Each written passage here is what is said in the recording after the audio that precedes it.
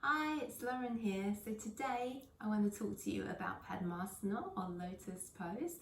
So Padmasana is probably the most famous asana for yoga and for meditation. So for that reason, I often get a lot of questions from people about how to practice Padmasana safely. So I'm going to divide this video into 3 parts. The first part, we're going to look at whether Padmasana is right for you at this time, whether you have enough space in your hips to try Padmasana. The second part we're going to look at is how to enter Padmasana safely. And then the third part, we're going to look at some preparations that will help you to get into Padmasana. Okay? So the first thing that we want to think about is whether we actually have the space in our hip joints to enter Padmasana safely. Okay, so one way that you can think about that is to have a look at where your knees are when you're sitting with your legs crossed.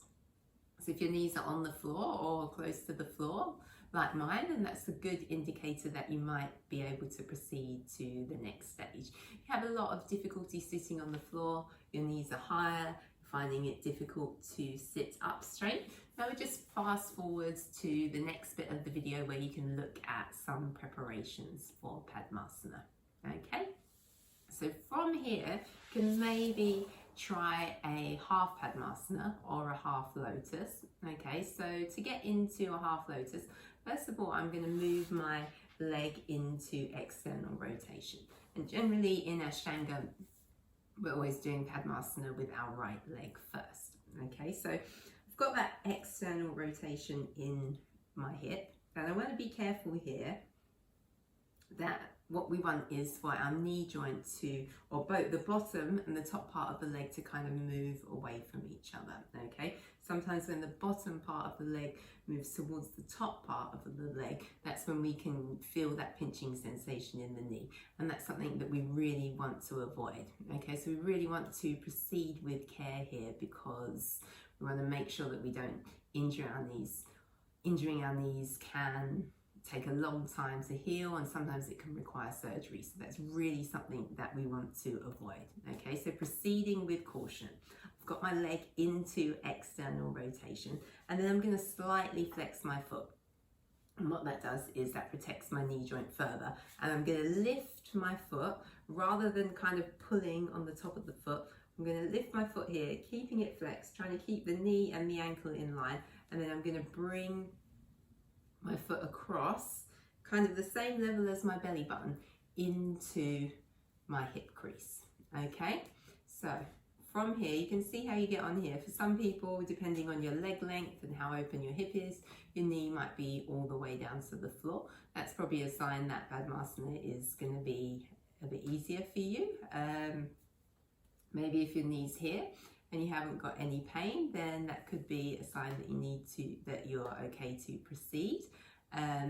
If you do have any pain in your knee, you could try putting a block or a cushion underneath your knee and see how that is for you. If that doesn't help, then I would come out here and maybe start working on some of the earlier preparations. Okay, all being well so far and you're here, then you can bend your other leg, and as I bend my leg, my knee kind of comes towards the floor. That's really stable, my knee joint's still closed. I'm going to close the other knee joint as much as I can, flexing my foot. I'm going to slide it on top. Okay, so if I think about maybe flexing my feet and extending through the balls of my toes, that can kind of protect my knees a little bit more and my ankles. Sometimes what happens when our lotus is a bit wider apart, like this maybe, is that there's a lot of pressure on the underneath of the ankle. Okay, so one way you can try and think about avoiding that, if it's not possible to bring your knees closer together, is to maybe think about everting or turning your foot kind of towards the floor, I guess. So if inversion is like that, it's kind of that way, moving away. Okay, and then from there, if that doesn't feel comfortable, or if your knee's still off the floor, you could maybe pop a block or a cushion underneath your knee. And if you're going to be sitting there for a long time, you can maybe grab a cushion here as well, pop that behind you. And what that does is that just brings your pelvis more into an anterior rotation or a forward tilt, and that might make it a little bit more comfortable as well. As always, if you feel any pressure in your ankle, if you're feeling any pressure in your knee, then come out of the posture. Okay, so from here, lifting pelvic floor, drawing in your lower belly, bringing your thumb and your forefinger together, dropping your chin. And this is actually one of the finishing asanas of the Ashtanga sequence. So staying here, coming out if you feel uncomfortable. And then when you're ready to exit the posture, you want to do that safely as well. So, excuse me.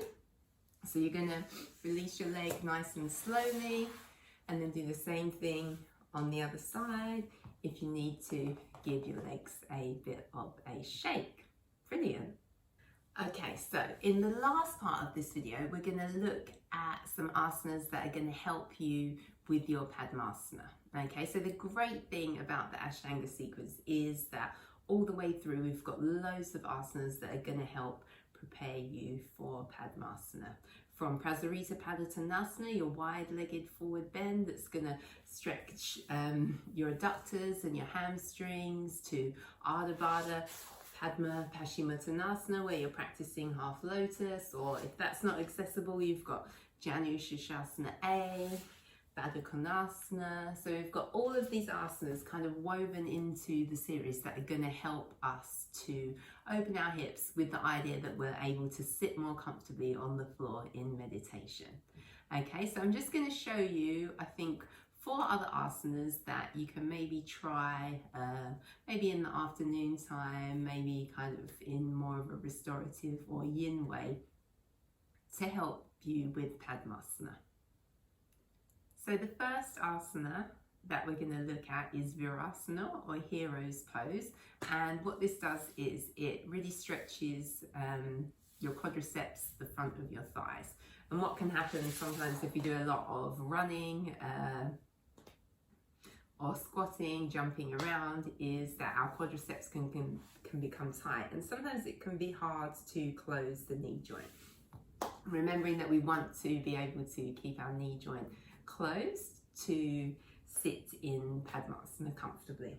Okay, so Virasana is basically have your feet hips width apart and then sit back on your heels. Okay, so if you feel any pain or discomfort when you're doing this asana, you can grab a block and sit on the block, or if you need a bit more padding, I've got a bolster here, so you can grab a bolster and you can maybe sit on the bolster, and you can start to kind of make your way back. And what this does is it stretches all of the front of your body, your hip flexors, so as well as being helpful for Padmasana in some ways, it's also really helpful for back bends as well. So if it's comfortable for you, you could lie all the way down, stretch your arms out over your head, or if you prefer, then you can use a bolster. So another asana that we can try to stretch the adductors is Malasana, so a squat. And if squatting is challenging for you, you can always grab a block and kind of put your heels on the block and try your squat like this. So what we're doing here is we're stretching the adductors, the inner thigh muscles, and this is also helpful if you're working on Buju Padasana as well. So you might do it on the block, or if you can get your feet on the floor without the block, you might try it like this. And then from here, another asana that we can try is one of my personal favorites. So this stretches your hip flexors at the front of your body. So everything kind of here again. And it is a low lunge. So where doing Virasana focuses more on your hip flexors, so more on your quadriceps, sorry, on your thighs, going around your knee joint. This one is more about your psoas, okay? And obviously when we are sitting in lotus, or when we're sitting on the floor, we're actually flexing our hips. So this is a great one that you can try. And again, it helps with back bends as well. And for me, it's just one of my personal favorites. So I can always be found doing this in the afternoon. Okay, so you can try that on the other side as well. And I'd recommend maybe holding all of these for maybe 10, 15 breaths, kind of depending how much time you have. Okay, and then from here, just gonna look at one more. And this is a variation that you can do at the end of your practice. Okay, so when you get to those 3 final breathing asanas at the end of your practice, you can do them with your legs crossed. Okay, so you can sit at the end of your practice with your legs crossed, and you could do a forward bend like this. So rather than doing Padmasana, where you're in Padmasana and you're holding your feet behind your back, you can come into a forward bend here. You've always got a block available if you need to, if you've got any pain in your knee. And again, if your knees are quite high, you could grab a cushion or a bolster and pop those underneath your knees. Okay, so that's how you can sit comfortably cross-legged, or maybe reasonably comfortably. Okay, and then from there, if you want to try and go a little bit further, you can try either a half Padmasana, which we've looked at already, or you can try, I think it's called fire log pose. Okay, so for this one, again, you want to keep your feet flexed because that's protecting your knees. So you're going to have one leg kind of parallel to the front of your mat, and then you're going to flex your foot, and you can bring your other leg on top. Okay, so again here, if your leg is quite high, you might want to pop a block underneath a cushion or a block underneath for support.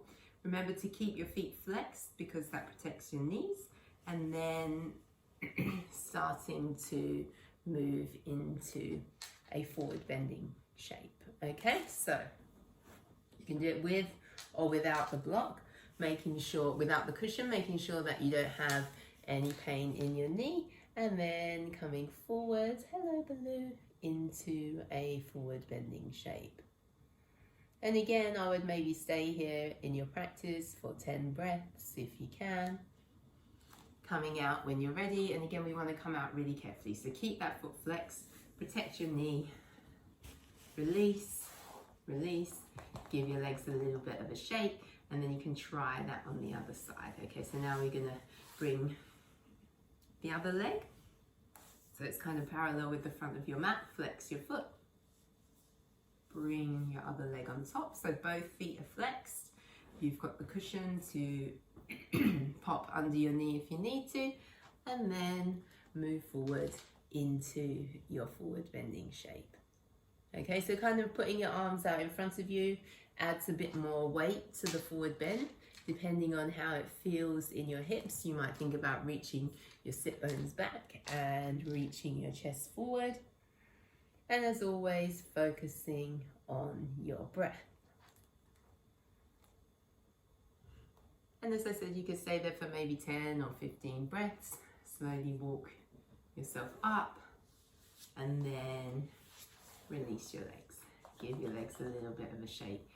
Okay, so remember that you just want to be really careful with your knees, with your ankles. Back off if you feel any sharp pain, any pressure in your knee joint or your ankle joint. Use the props as much as you need to, so you can always sit on a block. If you need something a bit more, you can sit on your bolster, and you can support underneath your knees as necessary. So thank you very much for watching, and if you have any questions, then feel free to leave me a comment below. Thanks, bye.